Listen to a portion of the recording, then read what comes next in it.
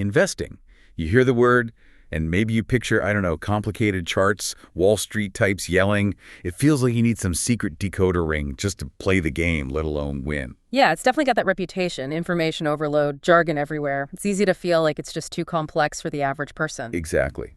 But what if beating the average investor wasn't about that complexity at all?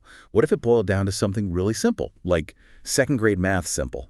That's the really interesting idea we're diving into today. We've been looking at this source material, this book, that basically strips investing down to pure common sense.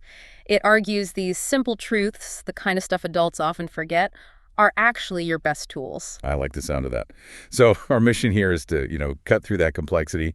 We're going to unpack the key ideas from this book, how simplicity, keeping costs low, and avoiding some, predictable human mistakes can put the odds in your favor. And it kicks off with math that, honestly, a second grader named Kevin in the book gets right away.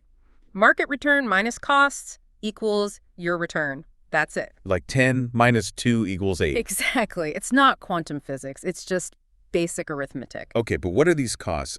It says that was maybe a bit too simple. Where's the catch? The source calls it the claw. Pretty vivid image, right? Yeah. It represents all those high fees, the commissions, the hidden expenses that Wall Street managers and the industry charge. It's like this claw just constantly reaching in and taking a slice of your potential returns. And we're not talking pennies here, are we? The book shows an example, right? Yeah. Exhibit 1.1. Oh, yeah, hammers it home. Let's say the market returns 10% before costs. A typical, actively managed portfolio might have 2% in total costs, so you get 8%. Okay. So the simple low-cost index approach might only cost 0.2%. Suddenly you're getting 9.8%. That little 1.8% difference each year. Over decades, with compounding, it becomes a massive difference in how much money you actually end up with. The claw takes a huge bite over time. Right, because if the market gives 10% and you pay 2% just to be in it, you're starting from behind. To do better, you'd need to somehow magically earn more than 10% before costs, consistently. Which the source argues is, incredibly difficult, bordering on impossible for most. And the beauty is, this math works whether you believe markets are perfectly efficient or not. Costs are a guaranteed drag. Yeah. 10 minus 2 always equals 8. Okay, rule 1, slash those costs. Got it. What's the next piece of second-grader wisdom adults seem to miss? It's that old saying, don't put all your eggs in one basket. Sounds basic, I know. Super basic. But you'd be amazed how often people ignore it in investing. They load up on just a few stocks, maybe just companies they know, or just their home country's market. Like thinking, oh, this company's huge, it's a household name, it must be safe. The book mentions some sobering examples from the past. Absolutely. Kmart, Pan Am, Eastern Airlines. These were giants in their day, seemed unshakable. Imagine having most of your savings tied up in one or two of those back then. Oof, yeah, that would hurt. Total wipeout for some folks. And even owning, say, 30 or 40 individual stocks doesn't guarantee you'll track the market. Your results could be wildly different. So what does real diversification look like, according to this simple view? The source says the best way is to basically own the entire market. Own a tiny slice of every company weighted by its size. Forget picking individual eggs. Just own the whole farm. And practically speaking, that doesn't mean buying thousands of stocks one by one. Right, thankfully. That's where low-cost index funds come in. A total U.S. stock market fund, a total international stock market fund. These instantly give you ownership in thousands of companies across the globe. So you're guaranteed the market return, minus those tiny costs we talked about. Exactly. You've spread your risk as widely as possible. Okay, so low costs, own the whole market. It sounds straightforward. Why, then, do so many people, smart adults, make it so complex? Why pay for active managers who, statistically, don't seem to beat this simple approach? Now we get into what the source calls the Wall Street illusion, and, frankly, how adults often behave badly with their money. The industry is good at creating an illusion that you need their complex strategies, and, well, our own psychology makes us fall for it. What kind of illusions? What are the tricks? Well, one big one is just hiding the true costs.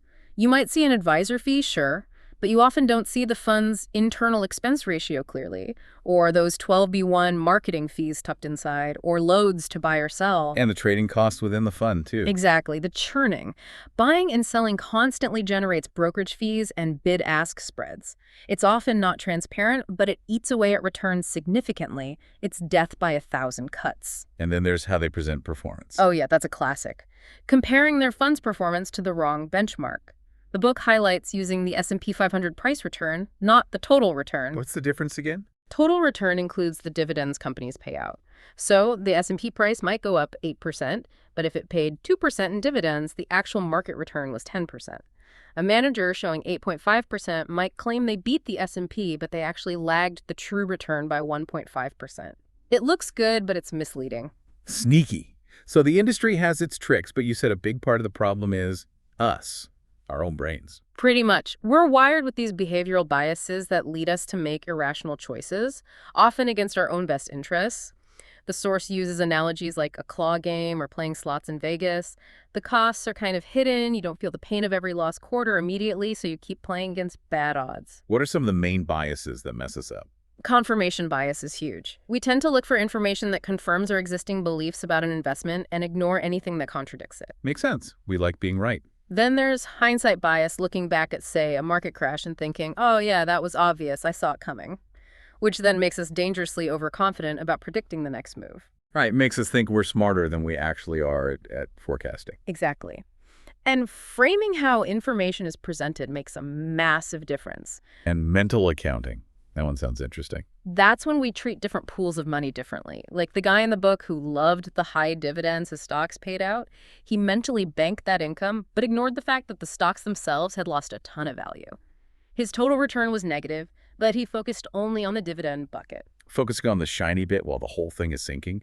Okay, so all these biases, fear, greed, overconfidence, just plain old inertia, they lead to bad decisions. Absolutely. Buying high when everyone's euphoric, selling low in a panic, thinking, I can pick the winners, or even worse, I can pick the manager who picks the winners, or just sticking with a lousy, expensive fund because switching seems like too much hassle. And the math, the actual odds of succeeding with that active approach, they're not good. Not just not good. The source cites simulations, Monte Carlo analysis, showing that for an average investor holding, say, a few actively managed funds over 25 years, the probability of actually beating a simple low-cost index portfolio can be less than 1%. Wait, less than 1% before taxes and bad timing. Yeah, pretty sobering, isn't it? The odds just stack up against you massively. Picking winning stocks consistently is hard. Picking managers who can do it is even harder. Okay, so if trying to beat the market is basically a loser's game for most of us, what should we focus on after minimizing costs and diversifying broadly? The focus shifts completely. It's not about beating the market anymore. It's about building the right portfolio for you. And the key decision there is asset allocation, getting the mix between stocks and bonds right. Lunch money analogy. Exactly. Money you need soon for lunch tomorrow, or maybe a house down payment in 3 years. That money doesn't belong in something volatile like stocks. It could drop 30% right when you need it. So short-term money needs safety bonds, cash. Long-term money can handle the ups and downs of stocks for potentially higher growth. Yeah. But figuring out that right mix, that feels tough. How much risk can you really handle? It is tough, and the source is pretty skeptical of those standard risk tolerance questionnaires. They ask how you think you'll feel in a crash, but reality is often different. Right. It suggests looking at how you actually behave during past downturns is a better guide. Much better. Because of things like prospect theory losses hurt way more psychologically than equivalent gains feel good. And we tend to forget the pain, like the labor pain phenomenon. We get brave again when markets are up, forgetting how terrifying the last crater felt. The source shows some historical data on drawdowns too, right? To give a realistic sense of risk. Yeah, it shows the worst-case scenarios for different stock-bond mixes. Even a supposedly balanced 60% stock, 40% bond portfolio has had some pretty nasty drops historically. Experiencing that potential short-term pain is just, well, the price you pay for the higher expected long-term returns from stocks. But choosing the mix is only step one. Absolutely critical second step, sticking with it. The source really emphasizes discipline. Your perfect allocation plan is worthless if you ditch it the moment things get scary. Emotional control is key. Let's zoom in on bonds for a minute. They're the safer part, but what's their main job? Think of them as shock absorbers. They're generally less volatile than stocks, and crucially, they often hold up or even go up when stocks are falling. That low or negative correlation helps smooth out the ride for your total portfolio. Makes it easier to stay invested. The book uses Kevin lending money again to explain bond risk. Right. Yeah, default risk. Lending to unreliable Randy is like buying high-yield junk bonds you might not get paid back. Lending to trustworthy Brittany is like buying high-quality government bonds. The source warns that in a real crisis, those junk bonds can act just like stocks, losing that diversification benefit. And the other main risk, interest rate risk. Right. If interest rates in the economy go up, the value of existing bonds paying lower fixed rates goes down. It hits longer-term bonds harder. And the advice here is blunt. Don't even try to guess where rates are going. Because nobody can predict it reliably. Not even the experts. It also busts some myths, like thinking holding individual bonds to maturity eliminates risk. Nope, you just face opportunity cost if rates rise. Or that bond ladders are magic, it's the average duration that matters. And individual bonds can be costly and tricky to trade compared to funds. So the simple path for bonds is low-cost, broadly diversified total bond market index funds. Get exposure to thousands of bonds easily. And don't chase slightly higher yields by taking on more risk that defeats the whole purpose of having bonds for stability in the first place. Okay, now this next bit was really interesting, finding something potentially better than bonds by using a market inefficiency. Yeah, this is a neat insight. It points to the FDIC and NCUA insurance on bank and credit union deposits in the U.S. It creates a kind of loophole for individual investors. How does that work? Because the government guarantees those deposits up to a certain limit. CDs and high-yield savings become effectively risk-free up to that amount. Okay. Well, So big institutions with billions in cash can't practically spread it across thousands of banks to get full insurance. They have to stick with things like lower-yielding U.S. Treasuries for safety. but you can spread your money around. Exactly. You, as an individual, can shop around and potentially find federally insured CDs paying significantly more than what big players get on treasuries. The source had an example of a 5% CD when treasuries paid only 2.37%. That's a risk-free higher return just for doing a bit of homework. That's a pretty significant difference for the safe part of your portfolio. It really is. Take some effort using sites like bankrate.com, checking the insurance, understanding withdrawal penalties, but it's basically free money compared to the alternative, guaranteed by the government. A nice little edge. Sticking with costs, another big one is taxes, right? Another claw. Definitely. Taxes can take a huge bite out of your long-term returns. The source mentions the key difference: higher ordinary income tax rates versus lower long-term capital gains rates. And that leads to this idea of asset location, not allocation, location. Precisely. It's about where you hold your assets in taxable accounts or tax-advantaged accounts like IRAs and 401ks. Putting the right asset in the right type of account can make a big difference after taxes. So what goes where for maximum tax efficiency? Generally, you want to put your tax-inefficient assets in your tax-deferred accounts, like 401ks, traditional IRAs. That's things like bonds, bond funds, REITs, actively managed funds that trade a lot, anything generating interest or short-term gains taxed at high rates. Inside the tax-deferred account, it grows tax-free until you pull it out in retirement. In the tax-efficient stuff. That goes in your regular taxable brokerage account. Think low-turnover stock index funds or individual stocks you plan to hold long-term. These tend to generate qualified dividends and long-term capital gains, which are taxed at lower rates, and you only pay tax on the gains when you sell. The book showed an example of how just doing this location strategy correctly could lead to way more money after taxes, right? Yeah, significantly more, even assuming higher tax rates in the future. It's a really powerful but often overlooked optimization, and it just reinforces why maxing out those 401ks and IRAs is so important. Tax-deferred growth is a huge advantage, plus get that employer match that's free money. Okay, we've covered a lot of do's. How about the don'ts? Avoiding the nightmare off Wall Street, as the source calls it, the bad products. Right. The financial industry is always inventing complex stuff that sounds good but often just benefits the seller. The book uses a great analogy, like playing Monopoly, but only the banker knows the real rules and they're rigged. So what kind of products should raise red flags? High-cost annuities, especially variable ones with layers of fees, are often pushed hard but rarely good for the investor. Using whole life or universal life insurance as an investment, usually way too expensive. Stick to cheap term life for actual insurance needs. And those pricey newsletters promising secret market-beating strategies, statistically, they just don't work long-term.